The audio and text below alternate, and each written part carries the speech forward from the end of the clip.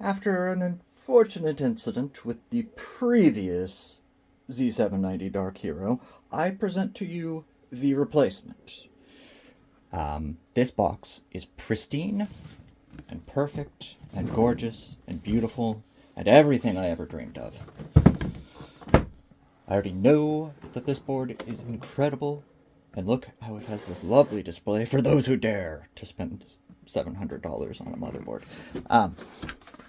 Yeah, so that comes off, and we get into there.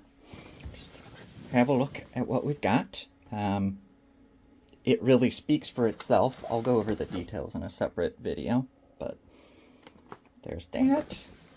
The board itself, obviously stickers, very important.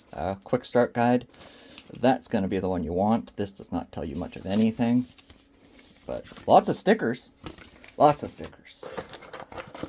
Some sort of, like, card, I guess, because where are you going to use a card? What is it? All access pass to Gaming Paradise. Not sure what Gaming Paradise would look like, but I don't think it involves ROG products. Oh, was that a burn? Anyway, it's a nice little thumb drive, which I believe is for flashing new BIOS. And then everything you'd expect. Wi-Fi 7 antenna, little fan bracket. Nothing terribly interesting. Obviously, keychain. Gotta have your ROG keychain. So, that's the box. Just gonna go over the features of the ASUS Maximus Dark Hero Z790. So, pretty good setup on the rear I/O. I would have liked a DisplayPort in addition to HDMI, but that's okay. We've got the BIOS flashback and the clear CMOS. Got 4 USB 3.0s, and then 5 of the red ones, which are 10 gig, 2 Thunderbolt 4s, so I can do away with my discrete card, and then another regular USB-C 10 gig. Wi-Fi 7. By the time I have a Wi-Fi 7 device, I think I'll be getting rid of this board in 2 years. So that's that. The sound situation, the built-in sound, is superior to the discrete card I have, so doing away with that card as well, awesome. Big fan of that idea. Yeah, I would prefer to have a second Ethernet port just because I have a NAS that I like to have connected directly to this, but that's okay. That's okay. Be fine. I do like the protective plate on the back there. That's pretty sweet. Got the proper amount of CPU 12 volt pins for decent overclocking.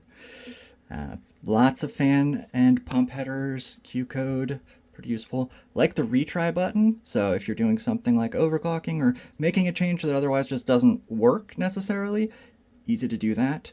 Start button, so you don't have to have it properly set up with the power button on the computer. That can be useful. Flex key lets you program it to do all sorts of different features. There's a limit, obviously, but I'll take a look and see what there is. This PCIe is going to be to power the Thunderbolt 4. Obviously, we've got the one USB 3.0 header, but what I like is there's a second one here, which is way beefier. These always break. Always, always, always one of these pens gets bent and they cease to function. This looks like it can handle some abuse, so I like that.